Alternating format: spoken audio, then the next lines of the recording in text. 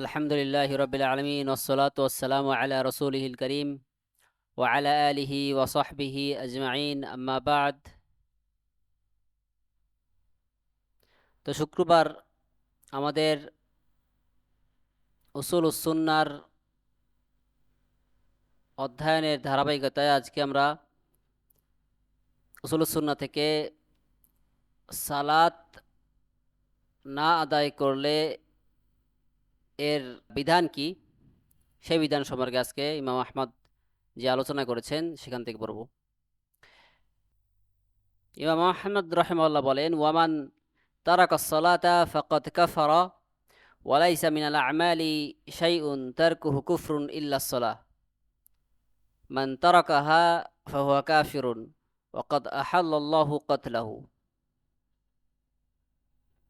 এবং যে ব্যক্তি সালাত বর্জন করলো সে কুফরি করলো।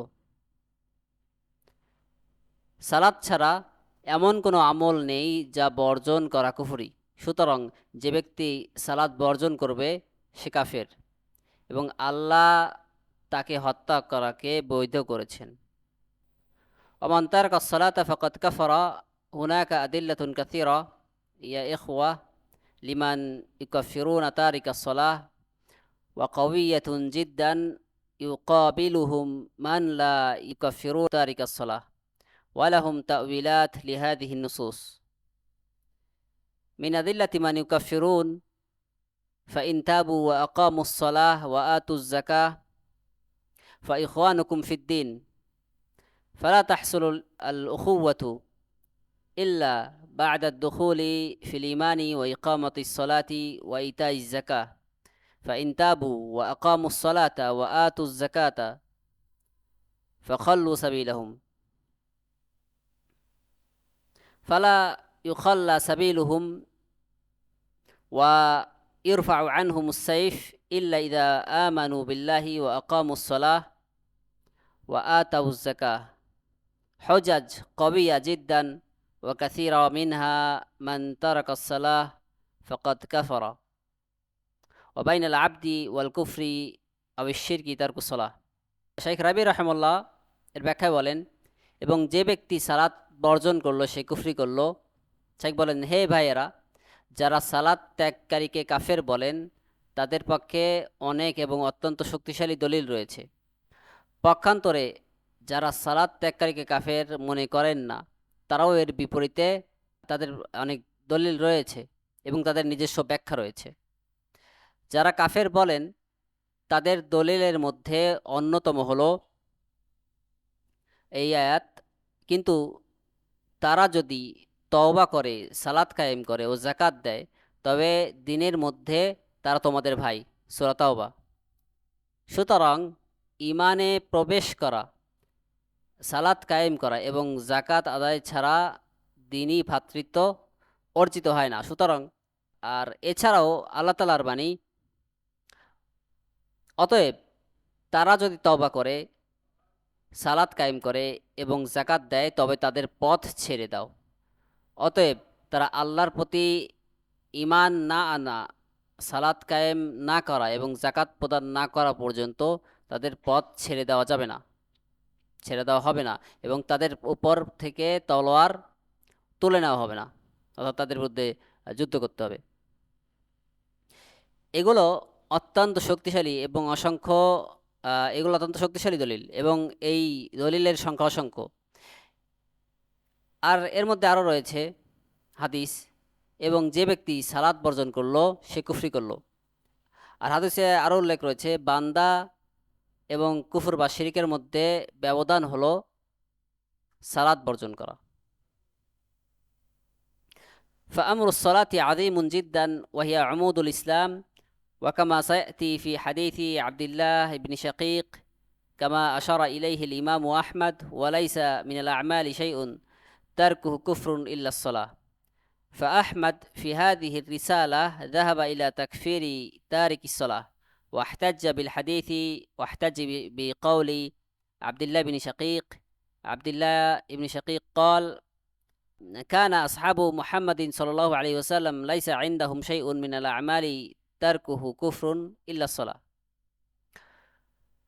ويذكر شيخ الإسلام ابن تيمية أن جماهير أهل العلم والصحابة وغيرهم ذهبوا إلى تكفير تارك الصلاة، وذهب جماعة من الأئمة بل ذهب كثير من العلماء إلى تكفير من ترك واحدا من مباني الإسلام، يعني من ترك الصلاة كافر، أو ترك الزكاة كافر، أو ترك الحج كافر، أو وللإمام أحمد عدة أقوال في تكفير هذه المباني، وله قول لا يكفر إلا تارك الصلاة والزكاة، وله قول بتكفير تارك الصلاة، وله قول بعدم تكفير تارك الصلاة، لأن الأمور شائكة والأمور خطيرة، والأدلة من الجانبين قوية، فيحصل للإنسان فيه شيء من اختلاف الأقوال واختلاف النظر وإلى آخره. الشافعي ومالك وأبو حنيفة عندهم ليس بكافر، وقبل ذلك هم مجموعون أن من تركها جحودا فهو كافر، أو تركها جحودا، إذا تركها جحودا فهو كافر بالإجماع، وإذا تركها تكاسلا وتهاونا فمن سمعتم كفروهم، ولو تركوها تكاسلا وتهاونا كفروهم. والشافعي وأحمد في قول له، ومالك وكثير من الأئمة يرون أنه لا يكفر إلا إذا تركها جحودا لها. أما هو يعترف بوجوبها فهذا اختلفوا فيه، منهم من يرى قتله يستتاب إذا ترك الصلاة، يقال له صلي إلى أن يدخل وقت الصلاة فيرفض الصلاة فيقتل حدا، وعند من يرى أنه كافر يقتل كفرا لأنه كافر يقتل قتل المرتدين، وآخرون يرون أن قتله حدا، وأبو حنيفة من بين الأئمة يرى أنه لا يقتل، يرى أنه يحبس وينخس ويعذب حتى يصلي أو يموت।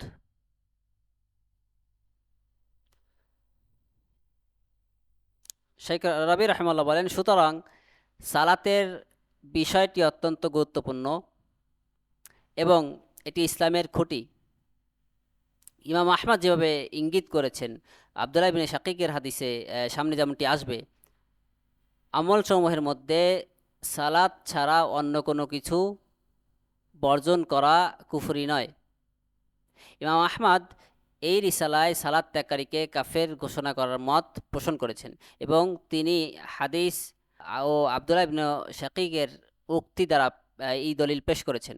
আব্দুল্লাহ ইবনে শাকিক তিনি বলেন, মুহাম্মদ সাল্লাল্লাহু আলাইহি ওয়াসাল্লামের সাহাবীগণ সালাত ছাড়া অন্য কোনো আমল বর্জন করাকে কুফরি মনে করতেন না।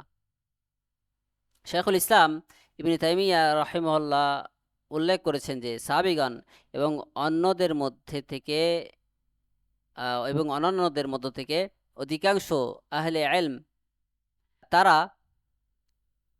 এই মত পোষণ করেছেন যে সালাত ত্যাগকারী কাফের। এমনকি ইমাম আহমদ এবং অনেক আলেম ইসলামের স্তম্ভগুলোর যে কোনো একটি রুকুন বর্জন করাকে মানে কুফরি মনে করতেন, যে বর্জন করবে তাকে কাফের মনে করতেন। অর্থাৎ যে সালাত বর্জন করবে সে কাফের, অথবা যে জাকাত বর্জন করবে সে কাফের, কিংবা হজ বর্জন করবে সে কাফের। ইসলামের এই স্তম্ভগুলোর কারণে কাফের হওয়া বা না হওয়ার ব্যাপারেই ইমাম আহমদের একাধিক মত রয়েছে। তার একটি মত হলো সালাত ও জাকাত যে উভয়টি বর্জন করবে সে কাফের। আরেকটি মত হলো যে সালাত বর্জনকারী কাফের, শুধু যে সালাত বর্জন করবে। এবং তার আরেকটি মত রয়েছে যে সালাত ত্যাগকারী কাফের হবে না, কারণ এই বিষয়গুলো অত্যন্ত জটিল এবং সংবেদনশীল, এবং উভয় পক্ষের পক্ষেই বেশ শক্তিশালী দলিল রয়েছে। ফলে মানুষের মধ্যে এ বিষয়ে বিভিন্ন মতভেদ রয়েছে, দৃষ্টিভঙ্গির পার্থক্য রয়েছে। ইমাম শাফিঈ রাহিমাহুল্লাহ, ইমাম মালিক এবং ইমাম আবু হানিফা রাহিমাহুল্লাহর মতে সে অর্থাৎ সালাত বর্জনকারী কাফের নয়। তবে এর আগে তারা সকলেই এ বিষয়ে একমত অর্থাৎ এই বিষয়ে ইজমা রয়েছে যে যে ব্যক্তি সালাতের যে সালাতের যে ওয়াজিব এটাকে অস্বীকার করবে সে কাফের। যদি অস্বীকার করে বর্জন করে তবে সে ইজমা অনুযায়ী কাফের।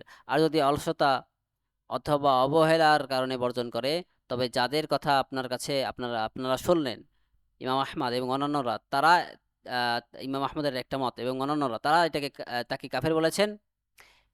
এমনকি অলসতা অবহেলার কারণে বর্জন করলেও তারা তাকে কাফের বলেছেন।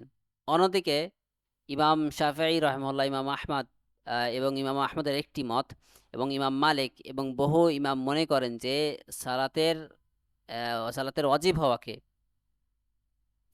অস্বীকার না করা পর্যন্ত সে কাফের হবে না।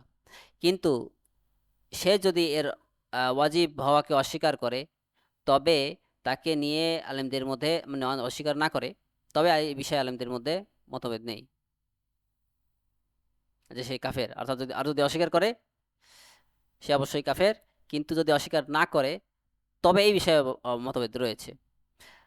তাদের মধ্যে কেউ কেউ তাকে হত্যা করার পক্ষে মত দিয়েছেন, যেমন তাকে তওবা করতে বলা হবে। যদি সে জোহরের সালাত বর্জন করে তবে তাকে বলা হবে সালাত আদায় করো। এভাবে আসরের সালাতের ওয়াক্ত ঢুকে যাওয়া পর্যন্ত যদি সে সালাত বর্জন করে, সালাত বর্জন করতে সালাত আদায় করতে অস্বীকার করে তবে তাকে শাস্তি হিসাবে হত্যা করা হবে। আর যারা তাকে কাফের মনে করেন তাদের মতে তাকে কাফের হিসাবে হত্যা করা হবে। অন্যান্য আলেমগণ মনে করেন তারা তার মৃত্যুদণ্ড হদ হিসেবে হবে, অর্থাৎ কাফের হিসেবে তাকে মৃত্যুদণ্ড দেওয়া হবে না। আর ইমাম আহমাদের আর ইমামদের মধ্যে একমাত্র আবু হানিফা রহমাল্লাহ তিনি মনে করেন যে তাকে হত্যা করা যাবে না, বরং তার মতে তাকে বন্দি করে রাখা হবে, তাকে শাস্তি দেওয়া হবে, তাকে আঘাত করা হবে যতক্ষণ না সে সালাত আদায় করে অথবা মৃত্যুবরণ করে।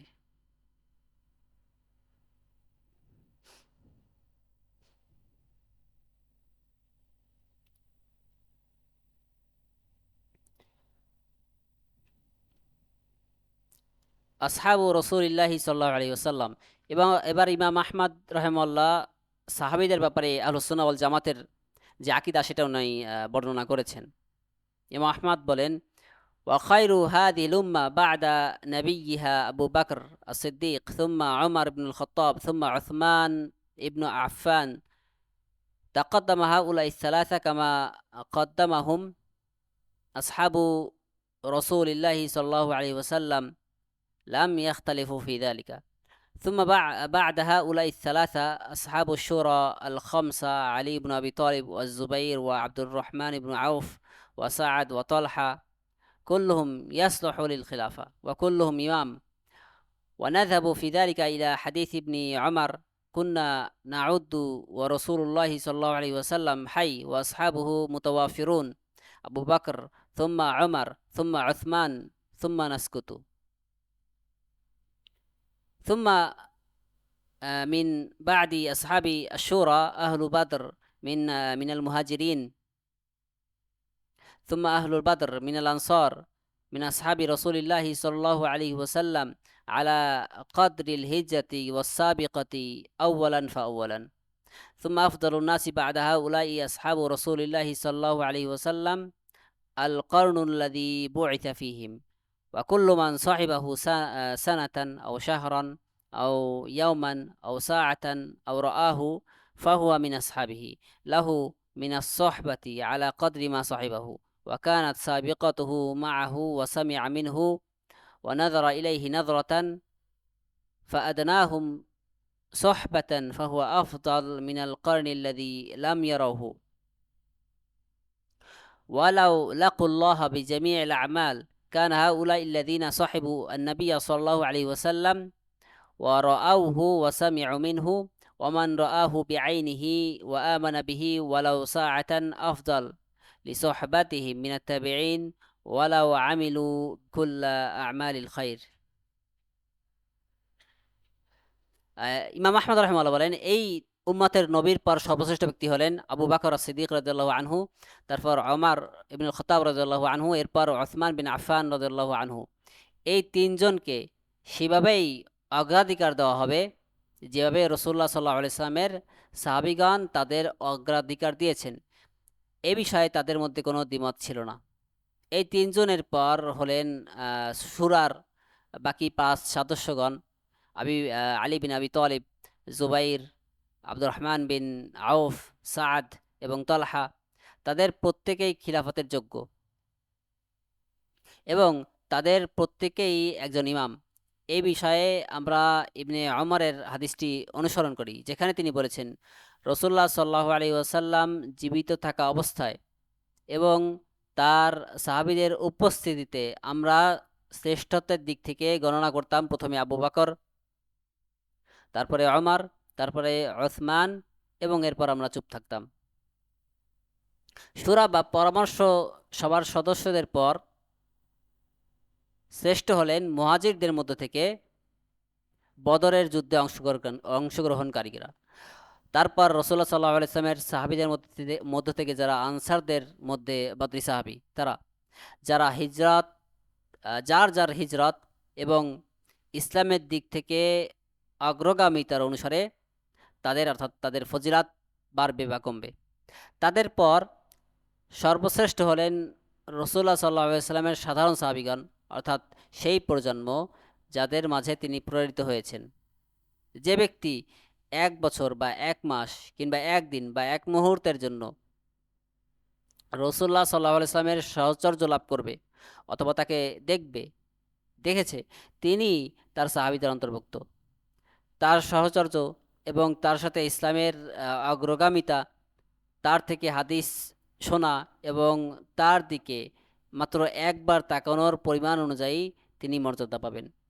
সুতরাং সাহাবীদের মধ্য থেকে যিনি সাহচর্যের দিক থেকে সবচেয়ে নিচে, তিনিও সেই প্রজন্মের চেয়ে উত্তম যারা রাসূলুল্লাহ সাল্লাল্লাহু আলাইহি ওয়াসাল্লামকে দেখেননি, যদিও তারা সমস্ত নেক আমল নিয়ে আল্লাহর সাথে সাক্ষাৎ করে। যারা নবী সাল্লাল্লাহু আলাইহি ওয়াসাল্লামের সাহচর্য পেয়েছেন, তাকে তারা দেখেছেন এবং তার কাছ থেকে তারা শুনেছেন, এমনকি যিনি নিজের চোখে তাকে দেখেছেন এবং তার উপরে ঈমান এনেছেন, তা মাত্র 1 মুহূর্তের জন্য হলেও, তারা তাদের এই সাহচর্যের কারণে তাবেঈদের থেকে উত্তম। তাবেঈগণ সমস্ত ভালো কাজ করলেও, ভালো আমল করলেও, অর্থাৎ তারা তা কখনোই সাহাবীদের সমান হতে পারবে না।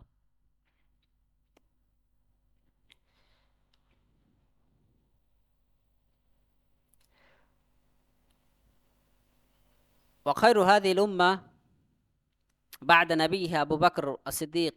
هذا في فضل الصحابة ثابت بكتاب الله وبسنة رسول الله صلى الله عليه وسلم وبإجماع المسلمين غير أهل الضلال من الخوارج والروافض. فالقرآن أشاد بهم وبين منزلتهم ومكانتهم في القرآن كما قال تبارك وتعالى: والسابقون الأولون من المهاجرين والأنصار والذين اتبعوهم بإحسان رضي الله عنهم ورضوا عنه وأعد لهم جنات تجري من تحتها الأنهار. وقال: لا يستوي منكم من أنفق من قبل الفتح وقاتل أولئك أعظم درجة من الذين أنفقوا من بعد وقاتلوا وكلا وعد الله الحسنى. فالذي أنفق من قبل الفتح وقاتل من السابقين والأولين وعده الله الحسنى، والذين أنفقوا من بعد وقاتلوا وعدهم الله الحسنى وكلا وعد الله الحسنى. محمد رسول الله والذين معه أشداء على الكفار رحماء بينهم تراهم ركعا سجدا يبتغون فضلا من الله ورضوانا سيماهم في وجوههم من أثر السجود ذلك مثلهم في التوراة ومثلهم في الإنجيل كزرع أخرج شطأه فآزره فاستغلظ فاستوى على سوقه يعجب الزراع ليغيظ بهم الكفار. وأيضا قول الله تبارك وتعالى في سورة الحشر: للفقراء المهاجرين الذين أخرجوا من ديارهم وأموالهم يبتغون فضلا من الله ورضوانا وينصرون الله ورسوله أولئك هم الصادقون والذين تبوأوا الدار والإيمان من قبلهم يحبون من هاجر إليهم ولا يجدون في صدورهم حاجة مما أوتوا ويؤثرون على أنفسهم ولو كان بهم خصاصة ومن يوق شح نفسه فأولئك هم المفلحون والذين جاءوا من بعدهم يقولون ربنا اغفر لنا ولإخواننا الذين سبقونا بالإيمان ولا تجعل في قلوبنا غلا للذين آمنوا ربنا إنك رؤوف رحيم فأعداء الصحابة من الروافض والخوارج ليسوا من إخوانهم بل قلوبهم امتلأت بالغل والحقد على أصحاب رسول الله صلى الله عليه وسلم وآثار هذا الغل الخبيث والحقد في نفوسهم ظهرت على ألسنتهم وعلى أقلامهم تكفير الصحابة وذمهم والطعن فيهم وأخذ مالك من قوله ليغيظ بهم الكفار وقوله والذين جاءوا من بعدهم يقولون ربنا اغفر لنا ولإخواننا الذين سبقونا بالإيمان قال ليس لهم نصيب في الفيء يعني الفيء لمن يأتي بعدهم يرتضى عنهم ويعرف منزلتهم ويدعو بهذا الدعاء ربنا اغفر لنا ولإخواننا الذين سبقونا بالإيمان أما الذي يأتي يلعنهم ويسبهم ويكفرهم فلا يستحق شيئا من الفيء وقد يدخل في الكفر بالله تبارك وتعالى كما قال ليغيظ بهم الكفار فلا يغتاظ منهم إلا كافر والعياذ بالله আর এই উম্মতের নবীর পর সর্বশ্রেষ্ঠ হলেন আবু বকর সিদ্দিক রাদিয়াল্লাহু আনহু শেখ রবি রাহমাহুল্লাহ বলেন এই বক্তব্যটি সাহাবীদের ফজিলত বা মর্যাদার প্রসঙ্গে সাহাবীদের মর্যাদা আল্লাহর কিতাব আল্লাহ রাসূলের সুন্নাহ এবং সমস্ত মুসলিমের ইজমা দ্বারা প্রমাণিত পথভ্রষ্ট দল তথা খারিজ রাফিদ এবং এই অর্থাৎ শিয়ারা ছাড়া সবাই এটা মানে পবিত্র কোরআনে তাদের প্রশংসা করা হয়েছে এবং কোরআনের পাতায় পাতায় তাদের উচ্চ মর্যাদা এবং অবস্থানকে স্পষ্ট করা হয়েছে যেমনটি মহান আল্লাহ তাআলা বলেন আর যারা মুহাজির ও আনসারদের মধ্যে প্রথম অগ্রগামী এবং যারা নিষ্ঠার সাথে তাদের অনুসরণ করেছে আল্লাহ তাদের প্রতি সন্তুষ্ট হয়েছেন এবং তারাও আল্লাহর প্রতি সন্তুষ্ট হয়েছে আর তিনি তাদের জন্য প্রস্তুত করে রেখেছেন জান্নাত যার তলদেশ দিয়ে যার নিচ দিয়ে নদী প্রবাহিত হবে সেখানে তারা চিরকাল থাকবে এবং আল্লাহ তাআলা আরও বলেন তোমাদের মধ্যে যারা বিজয়ের পূর্বে ব্যয় করেছে অর্থাৎ মক্কা বিজয়ের পূর্বে ও যুদ্ধ করেছে তারা পরবর্তীদের সমান নয় তারা মর্যাদায় তাদের চেয়ে শ্রেষ্ঠ যারা পরে ব্যয় করেছে ও যুদ্ধ করেছে তবে আল্লাহ উভয়কে কল্যাণের প্রতিশ্রুতি দিয়েছেন সূরা হাদিদ সুতরাং যারা মক্কা বিজয়ের আগে অর্থাৎ ইসলামের চরম সংকটের সময় আল্লাহর রাস্তায় খরচ করেছেন এবং যুদ্ধ করেছেন এবং যারা প্রথম অগ্রগামীদের অন্তর্ভুক্ত আল্লাহ তাদের কল্যাণের প্রতিশ্রুতি দিয়েছেন আবার যারা পরবর্তীতে খরচ করেছেন যুদ্ধ করেছেন আল্লাহ তাদেরকেও কল্যাণের প্রতিশ্রুতি দিয়েছেন আল্লাহ উভয়ের পক্ষেই কল্যাণের প্রতিশ্রুতি দিয়েছেন আল্লাহ তাআলা আরও বলেন মুহাম্মদ আল্লাহর রাসূল এবং তার সাথে যারা আছে তারা কাফেরদের প্রতি কঠোর নিজেদের মধ্যে দয়াশীল আল্লাহর অনুগ্রহ ও সন্তুষ্টির অন্বেষণে সন্তুষ্টির খোঁজে আপনি তাদের রুকু ও সেজদায় অবনত দেখবেন সেজদারত অবস্থায় দেখবেন তাদের লক্ষণ তাদের চেহারায় সেজদার চিহ্ন তাওরাতে তাদের দৃষ্টান্ত এরূপ এবং ইনজিলে তাদের দৃষ্টান্ত সেই শস্যক্ষেত্রের মতো যার থেকে অঙ্কুর বের হয় অতঃপর তা শক্ত ও পুষ্ট হয় এবং কাণ্ডের উপর সোজা হয়ে দাঁড়ায় যা চাষিকে আনন্দিত করে যাতে আল্লাহ তাদের দ্বারা কাফেরদের ক্রোধান্বিত করেন অনুরূপভাবে সূরা হাসরে আল্লাহ তাআলা বলেন, এই ধন সম্পদ অভাবগ্রস্ত মুহাজিরদের জন্য যারা নিজেদের ঘরবাড়ি ও সম্পত্তি থেকে বহিষ্কৃত হয়েছে। তারা আল্লাহর অনুগ্রহ ও সন্তুষ্টির অন্বেষণ করে, আল্লাহ ও তার রাসূলের সাহায্য করে। তারা সবাই সত্যবাদী। আর মুহাজিরদের আগমনের পূর্বে যারা এই নগরীতে অর্থাৎ মদিনায় বসবাস করছিল এবং ঈমান এনেছিল, অর্থাৎ আনসারদের কথা বলা হচ্ছে, তারা মুহাজিরদের ভালোবাসে এবং মুহাজিরদের যা দেওয়া হয়েছে তার জন্য নিজেদের অন্তরে কোনো ঈর্ষা পোষণ করে না। আর তারা নিজেদের উপর অর্থাৎ তাদেরকে অর্থাৎ মুহাজিরদেরকে অগ্রাধিকার দেয়। নিজেদের অভাব নিজেরা অভাবগ্রস্ত হলেও যাদের মনকে সংকীর্ণতা থেকে রক্ষা করা হয়েছে তারাই সফলকাম।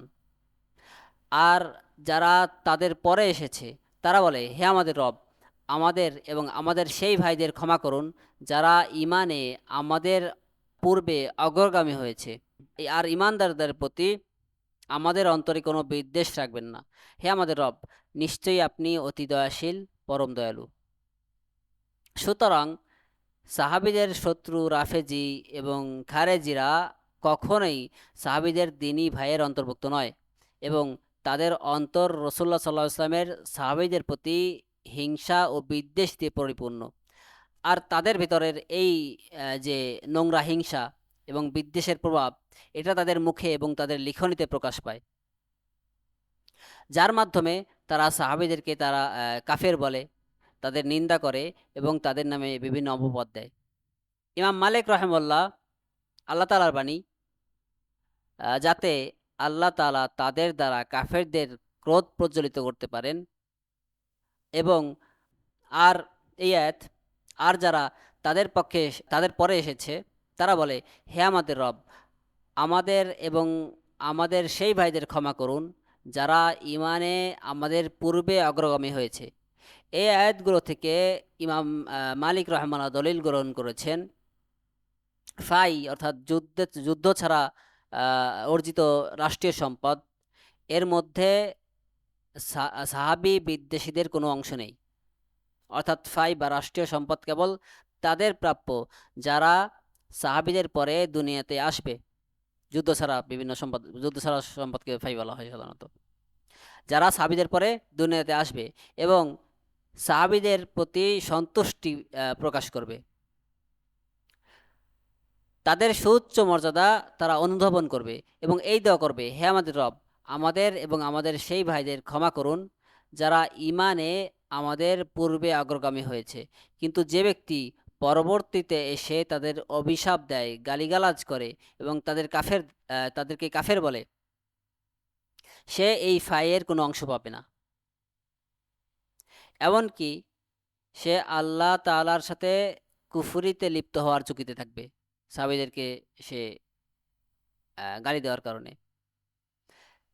যেমনটি আল্লাহ তাআলা বলেছেন, যাতে আল্লাহ তাদের দ্বারা কাফেরদের ক্রোধান্বিত করেন। অতএব কাফের ছাড়া কেউই সাহাবীদের প্রতি অন্তরে ক্রোধ ও ক্ষোভ পুষে রাখে না। আল্লাহর কাছে এ থেকে আমরা আশ্রয় চাই।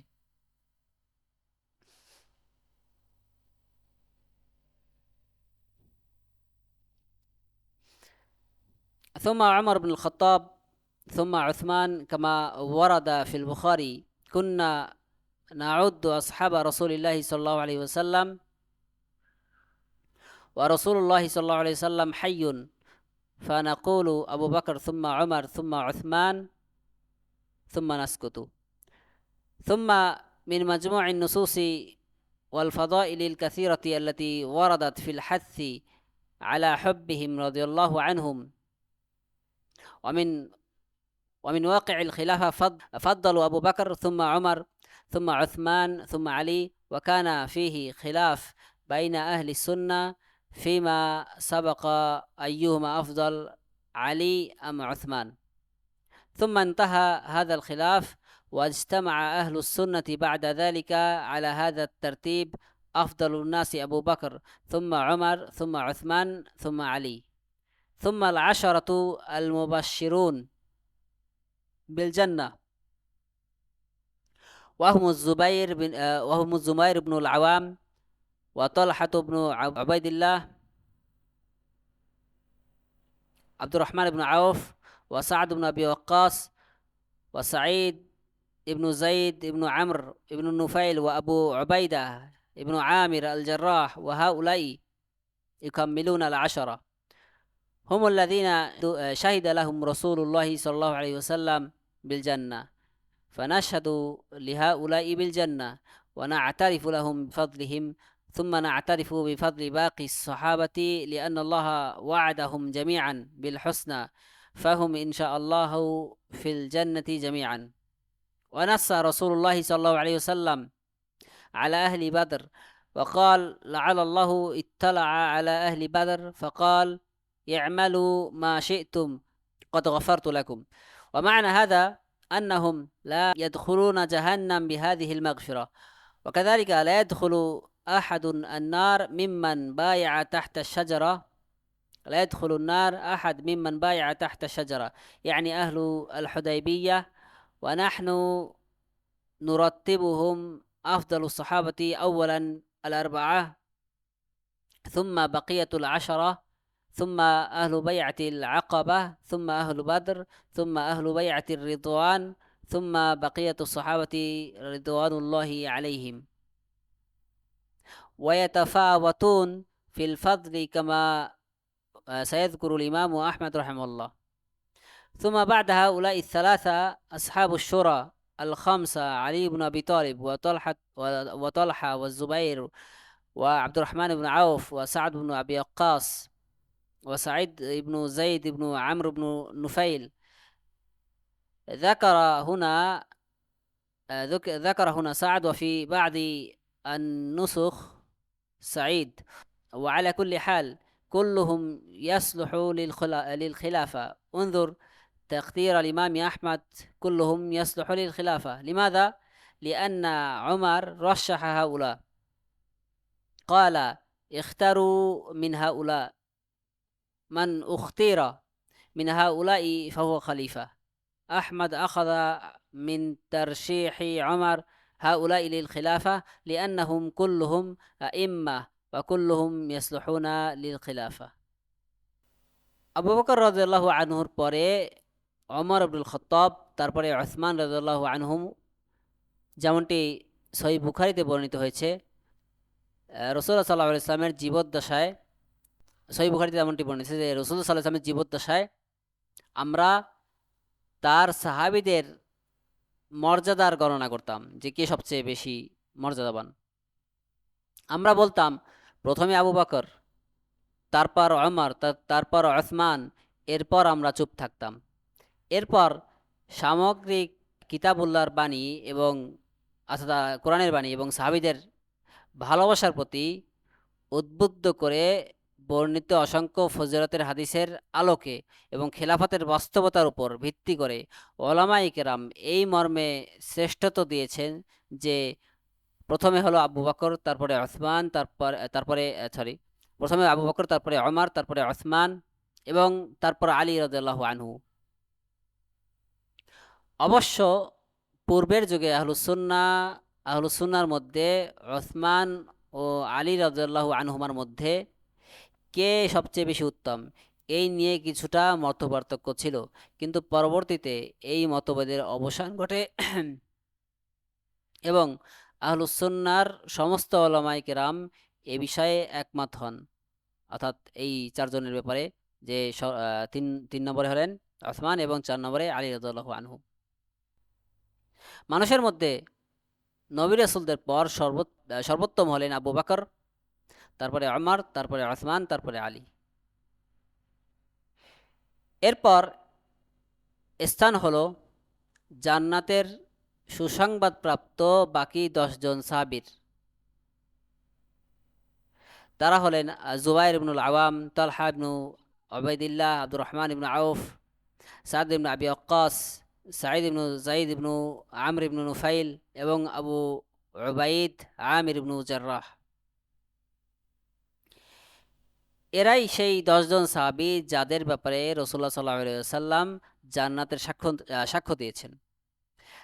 তাই আমরাও তাদের জান্নাতি হওয়ার সাক্ষ্য দেই এবং তাদের মর্যাদাকে স্বীকার করি।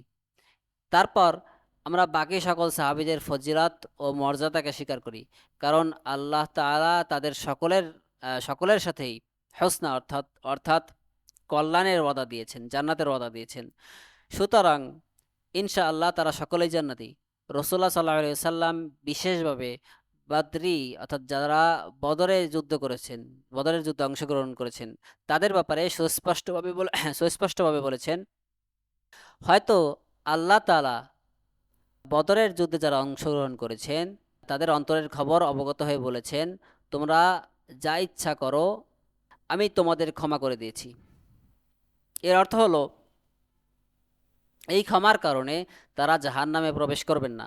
একইভাবে হুদায়বিয়ার গাছের নিচে অর্থাৎ বাইয়াতুর রিদওয়ানে যারা বায়াত বা শপথ নিয়েছেন, বায়াত গ্রহণ করেছেন, তাদের কেউই জাহান্নামে প্রবেশ করবেন না।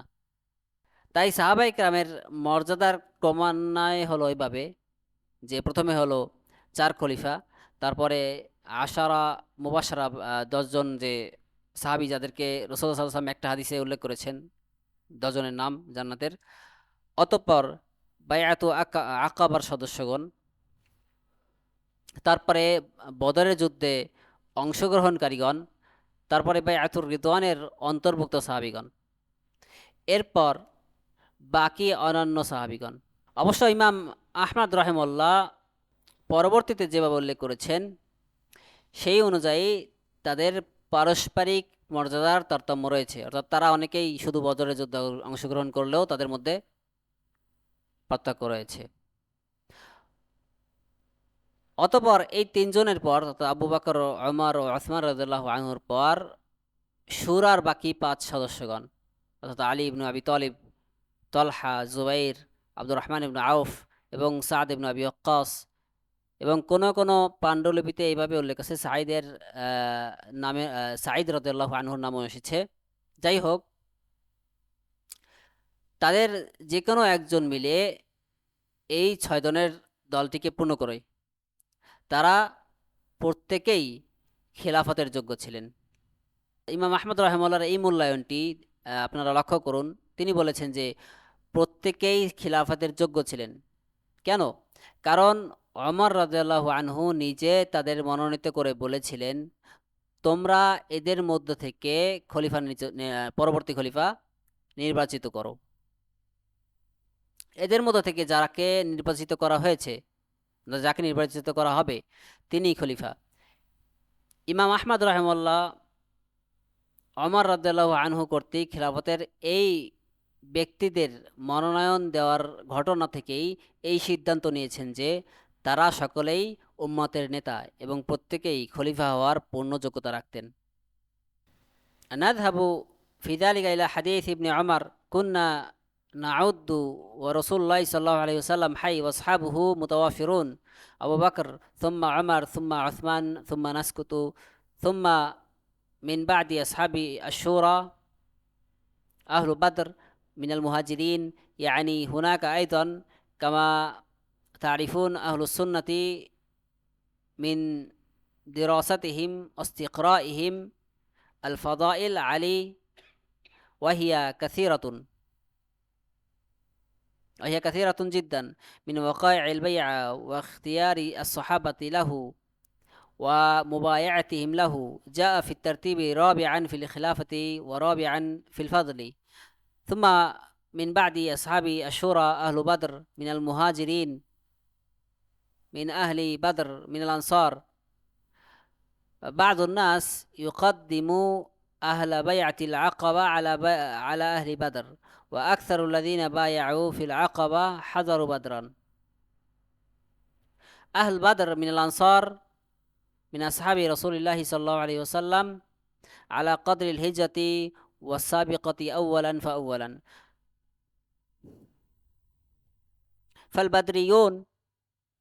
فالبدريون يتفاوتون فيما بينهم، وأهل بيعة العقبة يتوافقون فيما بينهم، والمهاجرون يتفاوتون فيما بينهم والأنصار كذلك على حسب ما آتاهم الله من الفضل والعلم والغناء في الإسلام بالمال والنفس. ثم أفضل الناس بعد هؤلاء يعني بعد العشرة وبعد أهل بدر وبيعة الحديبية وغيرها، أفضل الناس بعد هؤلاء أصحاب رسول الله صلى الله عليه وسلم، القرن الذي بعث فيهم، وكل من صاحبه سنة، يعني هؤلاء أقل في الصحبة من أولئك مشاركة في الجهاد ومشاركة في الغزو، فهم دون أولئك في المنزلة، لكن يحتل بالصحبة وحدها منزلة عظيمة لا يلحقه من بعده من التابعين مهما عملوا من الأعمال. وكل من صحبه سنة أو شهرا أو يوما أو ساعة أو رآه فهو تعريف منه لصحبتي. وبماذا ينال الصحابي هذه المرتبة؟ فلو رآه فقط في لحظة حصلت له الصحبة، فضلا إذا صحبه سنة أو شهرا أو يوما أو ساعة। বদর, আকাবা ও হিজরাতের ভিত্তিতে সাহাবীদের মর্যাদার তারতম্য এ বিষয়ে আমরা ইবনে উমর রাদিয়াল্লাহু আনহুর হাদিসের দিকে যাই। তিনি বলেছেন, রাসূলুল্লাহ সাল্লাল্লাহু আলাইহি ওয়াসাল্লামের জীবদ্দশায় এবং তার সাহাবীদের বিপুল উপস্থিতিতে আমরা তাদের মর্যাদার গণনা করতাম। প্রথমে আবু বকর, তারপরে ওমর, তারপরে ওসমান এবং তারপর আমরা চুপ থাকতাম। এরপর শুরার সদস্যদের পর আসেন মুহাজিরদের মধ্যে থেকে যারা বদরের যুদ্ধে অংশগ্রহণ করেছেন। অর্থাৎ এখানেও যেমনটি আপনারা জানেন, আহলুস সুন্নাহর উলামায়ে কেরাম আলী রাদিয়াল্লাহু আনহুর বিপুল ফজিলত এবং তার ফজিলত সংক্রান্ত হাদিসগুলোর অধ্যয়ন ও পর্যালোচনা করার পর এবং বায়াতের বাস্তব ঘটনা ও সাহাবীগণ কর্তৃক তাকে খলিফা হিসাবে নির্বাচন ও বায়াত গ্রহণের উপর ভিত্তি করে তাকে খেলাফত ও ফজিলত এই উভয় দিক থেকে তাকে চতুর্থ স্থানে রেখেছেন। এরপর শুরার সদস্যগণের পর স্থান হলো মুহাজিরদের মধ্যে যারা বদরি সাহাবী তারা, তারপর আনসারদের মধ্যে যারা বদরের যুদ্ধে অংশগ্রহণ করেছেন তারা। কোনো কোনো উলামায়ে কেরাম অবশ্য তারা বায়াতে আকাবার সাহাবীদের বদরি সাহাবীদের উপরে প্রাধান্য দেন। তবে বায়াতে আকাবার যারা অংশগ্রহণ করেছিলেন অধিকাংশ সাহাবীগণই তারা বদরের যুদ্ধে উপস্থিত ছিলেন। রাসূলুল্লাহ সাল্লাল্লাহু আলাইহি ওয়াসাল্লামের সাহাবীদের মধ্যে আনসারদের অন্তর্ভুক্ত বদরি সাহাবীদের মর্যাদা নির্ধারিত হবে তাদের হিজরত ও ইসলামের প্রথম যুগের অগ্রগামিতার দিক থেকে, এর উপর ভিত্তি করে। সুতরাং বদরি সাহাবীদের পারস্পরিক মর্যাদার মধ্যেও যেমন তারতম্য রয়েছে, তেমনি বায়াতে আকাবার সাহাবী মুহাজির এবং আনসারদের মধ্যেও পারস্পরিক তারতম্য রয়েছে। যা মূলত আল্লাহ তাআলা তাদেরকে যে ফজিলত, ইলম এবং জীবন ও সম্পদ দিয়ে ইসলামের জন্য যে তারা ত্যাগ করেছেন, তাদের ত্যাগ স্বীকার করেছেন, এর উপরে নির্ভর করে তাদের এই মর্যাদাগুলো। এরপর এই ব্যক্তিদের পর মানুষের মধ্যে সর্বোত্তম হলেন অর্থাৎ আশারে মুবাশশারা বদরের যুদ্ধের অংশগ্রহণকারী সাহাবীগণ, হুদায়বিয়ার বায়াতের যেই সাহাবীগণ অংশগ্রহণ করেছিলেন তারা। মানুষের মধ্যে সর্বোত্তম হলেন রাসূলুল্লাহ সাল্লাল্লাহু আলাইহি ওয়াসাল্লামের বাকি সাহাবীগণ এই বিশেষ সাহাবীদের পরে, অর্থাৎ যে প্রজন্মে তিনি প্রেরিত হয়েছেন সেই যুগের সাহাবীগণ, সেই যুগের মানুষ এবং যারা তার সান্নিধ্যে ছিলেন, অর্থাৎ সহচর্যের সময়কাল, জিহাদে অংশগ্রহণ এবং তাদের অবদান, ইসলামের প্রতি তাদের অবদান এবং পূর্বোক্ত সাহাবীদের চেয়ে তাদের কম হলেও তাদের পূর্বোক্ত সাহাবীদের থেকে তাদের মর্যাদা কম যদিও, তাই মর্যাদার দিক থেকে তারাও এদের চেয়ে নিচে। তবে কেবল সাহাবী হওয়ার কারণেই তারা এমন এক মর্যাদা লাভ করেন, যদিও তারা বদরি সাহাবীদের মতো নন বা বাইআত আকাবার সাহাবীদের মতো নন, তবে শুধু সাহাবী হওয়ার কারণে তারা এমন এক মর্যাদা লাভ করেন যার সমকক্ষ পরবর্তী যুগের কোনো তাবেই, যদিও তিনি যত আমলই করেন না কেন, তার সমান হতে পারবে না। অর্থাৎ তাবেই সাহাবীর সমান হতে পারবে না। এবং যিনি তার সাহচর্য পেয়েছেন 1 বছর কিংবা 1 মাস কিংবা 1 দিন কিংবা 1 মুহূর্ত, অথবা যিনি তাকে কেবল একবার দেখেছেন, এখানে মূলত লেখক রহমাল্লাহ সাহাবীদের সংজ্ঞা দিয়েছেন। এখানে মূলত এটা বলার মাধ্যমে সাহাবীদের সংজ্ঞা দিয়েছেন যে যদি একবারও দেখেন এবং সে ঈমান অবস্থায় একবার দেখেন এবং ঈমান অবস্থায় মৃত্যুবরণ করেন, তিনি সাহাবী। এবং একজন ব্যক্তি কিভাবে সাহাবীর এই উচ্চ মর্যাদা লাভ করবে তা তিনি স্পষ্ট করেছেন। সুতরাং কোনো ব্যক্তি যদি কেবল 1 মুহূর্তের জন্য রাসূলুল্লাহ সাল্লাল্লাহু আলাইহি ওয়াসাল্লামের রাসূল সাল্লাল্লাহু আলাইহি ওয়াসাল্লামকে দেখেন ঈমানের সাথে, তবে তিনি সাহাবী হওয়ার মর্যাদা লাভ করবেন। আর যিনি 1 বছর 1 মাস কিংবা 1 দিন বা 1 ঘন্টা তার সান্নিধ্যে কাটিয়েছেন, তার মর্যাদা আরও বেশি। وتعريف الصحابة كما عرفتم التعريف الصحيح هو من رأى النبي صلى الله عليه وسلم مؤمنا به ومات على الإسلام، رآه حتى لو لم يحدث عنه فهو صحابي ينال هذه المرتبة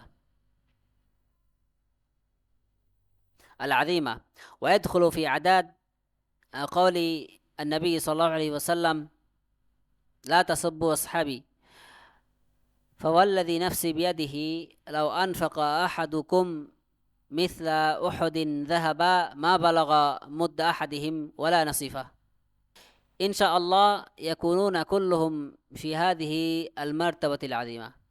يقول فهو من أصحابه يعني لو رآه مجرد رؤية وهو مؤمن به له من الصحبة على قدر ما صاحبه، يعني له من الصحبة لا محالة وعلى قدر ما صاحبه. أبو بكر وعمر وعثمان وعلي مهاجرون وعاشوا معه في مكة وفي المدينة وجاهدوا معه وأنفقوا إلى آخره، فهو أفضل من غيرهم، وهكذا إلى آخرهم ممن دخل في الإسلام بعد فتح مكة، ولو رآه واحد منهم ساعة أو لحظة فإنه يدخل في عداد الصحابة وينال شرف هذه الصحبة. قال له من الصحبة على قدر ما صحبه، وكانت سابقته معه وسمع منه ونظر إليه نظرة، فأدناهم صحبة هو أفضل من القرن الذين لم يروه ولو لقوا الله بجميع الأعمال، فأدنى صحابي لا يلحقه أفضل تابعي ولو جاء بكل الأعمال وأنواع الخير، لا يلحق الصحابي في هذا الفضل، لأنه إذا كان الصحابي لو أنفق أحدنا مثل أحد ذهبا ما بلغنا مد أحدهم ولا نصيفه، فمهما اجتهدنا في الأعمال لا نلحقهم إذا أنفق مدا، فكيف إذا بذل ماله من الصحابة من كان ينفق ماله، ومنهم من ينفق شطر ماله، ومنهم من يجهز جيشا كعثمان، ومنهم وبذلوا أموالهم في سبيل الله، وهذا يعني لو قدم تمرة أو قدم نصف مد أو قدم ما قدم لا يلحقه مهما أنفق، فضل الله يؤتيه من يشاء، ذلك فضل الله يؤتيه من يشاء. فهذا الإمام يعرف قدر الصحابة وينبغي أن نعرف منزلتهم ونعرف لهم قدرهم وأنهم أفضل الناس بعد الأنبياء وما عرفت البشرية بعد الأنبياء مثلهم في كل تاريخها ما عرفت مثلهم إيمانا ويقينا وإخلاصا وجهادا وبذلا وتضحية ففتح الله بهم القلوب وفتح بهم الشعوب واستنارت الأمة بما بلغوه عن الرسول صلى الله عليه وسلم وجهادهم في نصرة هذا الدين فيستحقون فيستحقون منا كل إجلال وكل احترام والله من أجله نوالي ومن أجلهم نعادي আর সাহাবীদের সংজ্ঞা যেমনটি আপনারা জেনেছেন সবচেয়ে সঠিক সংজ্ঞা হলো যিনি ঈমানের সাথে নবী সাল্লাল্লাহু আলাইহি ওয়াসাল্লামকে দেখেছেন এবং ইসলামের উপরে মৃত্যুবরণ করেছেন। যদিও নবী সাল্লাল্লাহু আলাইহি ওয়াসাল্লাম থেকে তিনি কোনো হাদিস বর্ণনা নাও করে থাকেন, তবুও তিনি একজন সাহাবী, তিনি এই মহান মর্যাদা লাভ করবেন। নবী সাল্লাল্লাহু আলাইহি ওয়াসাল্লামের এই বাণীর অন্তর্ভুক্ত হবেন, তোমরা আমার সাহাবীদের গালি দিও না। সেই সত্তার কসম যার হাতে আমার প্রাণ, তোমাদেরকেও যদি উহুদ পাহাড়ের সমপরিমাণ সোনাও আল্লাহর রাস্তায় খরচ করে, তবুও তা তাদের কারো এক মুদ অর্থাৎ এক অঞ্জলি পরিমাণ কিংবা তার অর্ধেকের খরচের সমকক্ষ হবে না। ইনশাআল্লাহ তারা সকলেই এই মহান মর্যাদার অন্তর্ভুক্ত। ইমাম আহমদ বলেন, তার সাহাবীদের একজন অর্থাৎ ঈমানদার অবস্থায় কেবল এক নজর দেখলেও তিনি সাহাবীদের অন্তর্ভুক্ত হবেন। তবে তিনি ঠিক যতটুকু সহচর্য পেয়েছেন সেই অনুযায়ী তার মর্যাদা নির্ধারিত হবে, অর্থাৎ সহচর্যের সৌভাগ্য তিনি নিশ্চিতভাবেই পাবেন। তবে এর স্তর হবে সহচর্যের সময়কাল অনুসারে, যেমন আবু বকর, ওমর, ওসমান, আলী রাদিয়াল্লাহু আনহুম এনারা হলেন মুহাজির সাহাবী।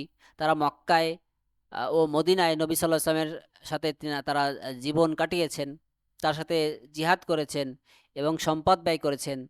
স্বাভাবিকভাবেই তারা অন্যদের চেয়ে উত্তম। এভাবে মর্যাদার এই ধারাবাহিকতা মক্কা বিজয়ের পর ইসলাম গ্রহণকারী সর্বশেষ সাহাবী পর্যন্ত নবী সাল্লাল্লাহু আলাইহি ওয়াসাল্লামের দেখছেন এমন সাহাবী, তাদের মধ্যে কেউ যদি নবী সাল্লাল্লাহু আলাইহি ওয়াসাল্লামকে কেবল 1 ঘন্টা বা 1 মুহূর্তের জন্য দেখে থাকেন, তবুও তিনি সাহাবীদের দলভুক্ত হবেন এবং এই সহচর্যের গৌরব লাভ করবেন।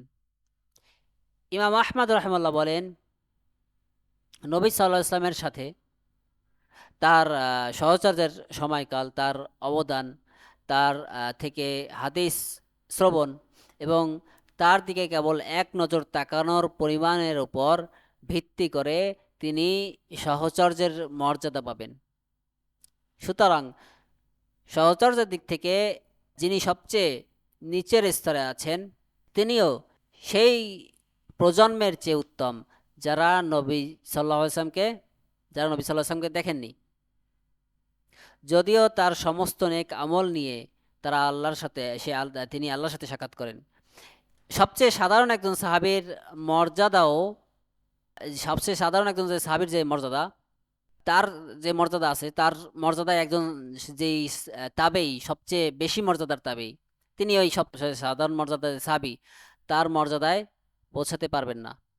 তিনি যত আমলই করুন না কেন, যত প্রকারের কল্যাণ বয়ে আনুন না কেন, যত প্রকার কল্যাণের কাজ করুন না কেন, এই ফজিলতের ক্ষেত্রে তিনি সাহাবীর সমকক্ষ হতে পারবেন না। কারণ আমরা যদি উহুদ পাহাড় পরিমাণও সোনা খরচ করি, তবুও তো তাদের এক আজলা বা তার অর্ধেক সমান হতে পারবে না, এক মুদ সমান হতে পারবে না। সুতরাং আমরা আমলে যতই পরিশ্রম করি না কেন, তারা যখন এক আজলা পরিমাণ সম্পদ খরচ করবেন, আমরা তাদের তখন তাদেরকে ধরতে পারছি না।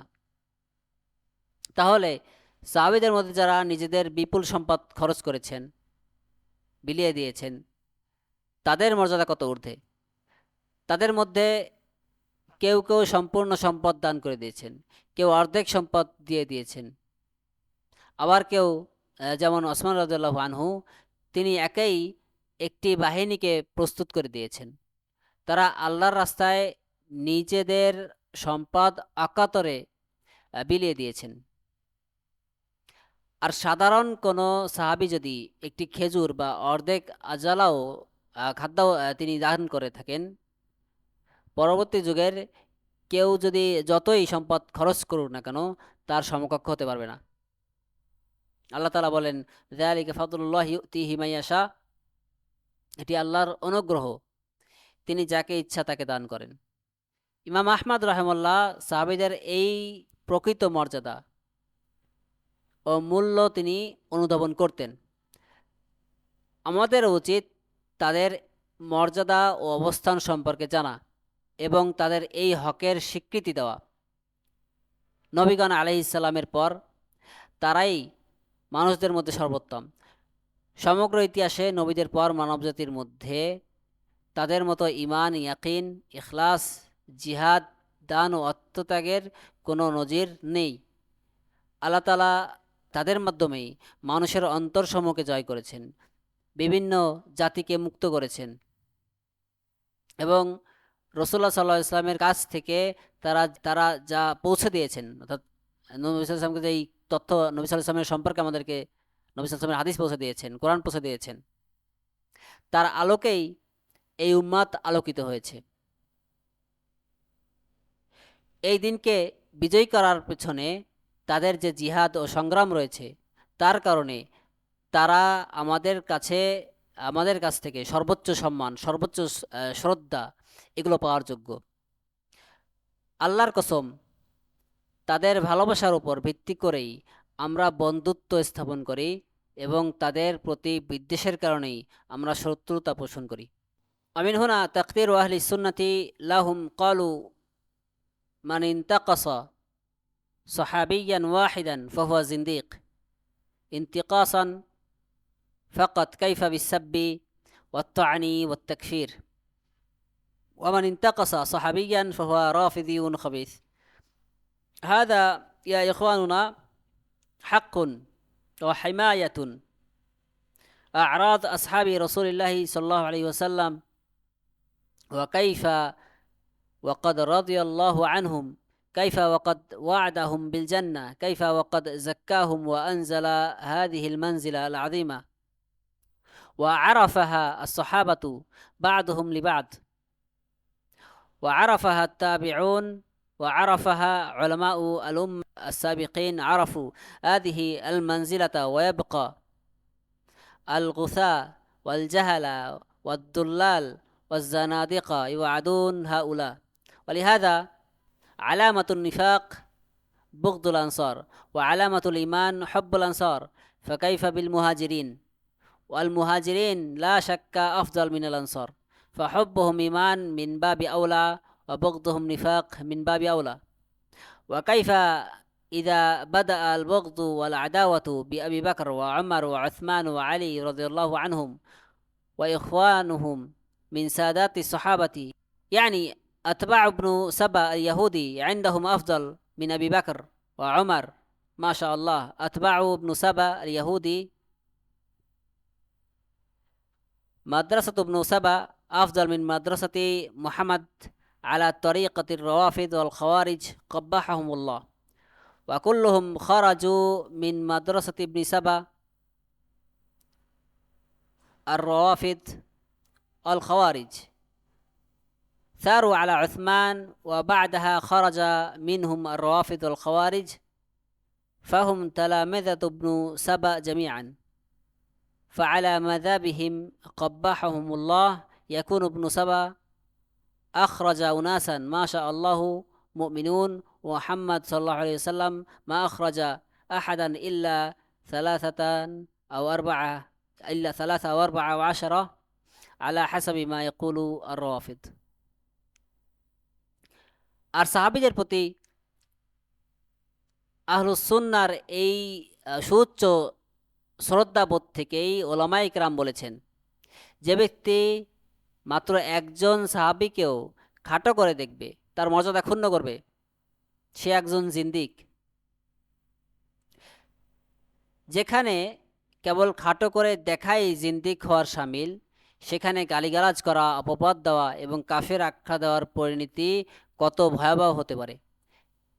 যে ব্যক্তি কোনো সাহাবীর মর্যাদা ক্ষুণ্ণ করলো, সে আসলে একজন খবিস রাফেজি। হে আমার ভাইয়েরা, এটি ধ্রুব সত্য এবং রসুল্লাহ সাল্লাল্লাহু আলাইহি ওয়াসাল্লামের সাহাবীদের ইজ্জত ও সম্মানের সুরক্ষা। এটা কেনই বা হবে না, যেখানে আল্লাহ নিজেই তাদের প্রতি সন্তুষ্ট হয়েছেন? কেন হবে না, যেখানে আল্লাহ নিজেই তাদের জান্নাতের প্রতিশ্রুতি দিয়েছেন? কেন হবে না, যেখানে স্বয়ং আল্লাহ তাদের সততার সনদ দিয়েছেন এবং তাদের এই উচ্চ মর্যাদা দান করেছেন? সাহাবীগণ নিজেরা একে অপরের এই মর্যাদা জানতেন, তাবেঈগণ তা জানতেন এবং উম্মতের পূর্বসূরি আলেমগণও তাদের এই মর্যাদা সম্পর্কে অবগত ছিলেন। অথচ বর্তমানের কিছু আবর্জনা, জাহেল, পথভ্রষ্ট ও জিন্দিকরা এখনও এই মহান ব্যক্তিদের ব্যাপারে তারা শত্রুতা পোষণ করে থাকে। এই কারণেই হাদিসে এসেছে, আনসারদের প্রতি বিদ্বেষ পোষণ করা মুনাফিকদের আলামত, আর আনসারদেরকে ভালোবাসা ইমানের আলামত। তাহলে মুহাজিরদের ব্যাপারে অবস্থান কি হবে? অথচ মুহাজিরগণ নিঃসন্দেহে আনসারদের চেয়ে উত্তম। সুতরাং মুহাজিরদেরকে ভালোবাসা, এটা তো আরও বেশি ইমানের অংশ। তাদের প্রতি বিদ্বেষ পোষণ করা আরও তীব্রভাবে, আরও বেশি মুনাফিকি, আরও বড় মুনাফিকি। আর শত্রুতা ও বিদ্বেষের সেই তীর যদি আবু বকর, ওমর, ওসমান, আলী রাদিয়াল্লাহু আনহুম এবং তাদের ভাই তথা নেতৃস্থানীয় সাহাবীদের দিকে তাক করা হয়, তবে তার পরিণতি কত জঘন্য হতে পারে। অর্থাৎ ইহুদি আবদুল্লাহ ইবনু সাবার অনুসারীরা তাদের নিজেদেরকে আবু বকর, ওসমানের চেয়ে উত্তম মনে করে। মাশাআল্লাহ। রাফেদি ও খারেজদের নীতি হলো, তাদের নীতি অনুযায়ী ইবনে সাবার ইহুদি যে মাদ্রাসা ছিল, অর্থাৎ তাদের মত ছিল, এটি নাকি মুহাম্মদ সাল্লাল্লাহু আলাইহি ওয়াসাল্লামের তাদের যে আদর্শ ছিল, তিনি যা শিখিয়ে গিয়েছেন, এরা থেকে উত্তম। আল্লাহ তাদেরকে কুৎসিত করুন। এই রাফেজি এবং খাওয়ারিজরা সবাই কিন্তু এই ইবনে সাবার মতের অনুসারী, তার স্কুল থেকেই বের হয়েছে। তারা প্রথমে ওসমান রাদিয়াল্লাহু আনহুর বিরুদ্ধে বিদ্রোহ করেছিল এবং এরপর সেখান থেকেই রাফেদি ও খারিজদের উৎপত্তি হয়েছিল। সুতরাং তারা সবাই মূলত ইবনে সাবার ছাত্র। তাদের এই ভ্রান্ত মাযহাব অনুযায়ী আল্লাহ তাদেরকে ধ্বংস করুন। ইহুদি ইবনে সাবা নাকি এমন একজন লোক, সে এমন একটা দল তৈরি করেছে যারা মাশাআল্লাহ চরম মুমিন ছিল। আর তারা বলে যে মুহাম্মদ সাল্লাল্লাহু আলাইহি ওয়াসাল্লাম নাকি মাত্র ৩-৪ জন বা ১০ জন ছাড়া কাউকেই তৈরি করতে পারেননি। নাউযুবিল্লাহ। রাফেজি বা শিয়ারা সাহাবীদের ব্যাপারে এমনটাই বলে থাকে। সুবহানাকাল্লাহুম্মা বিহামদিকা আশহাদু আল্লা ইলাহা ইল্লা আনতা আস্তাগফিরুকা ওয়া আতুবু ইলাইকা।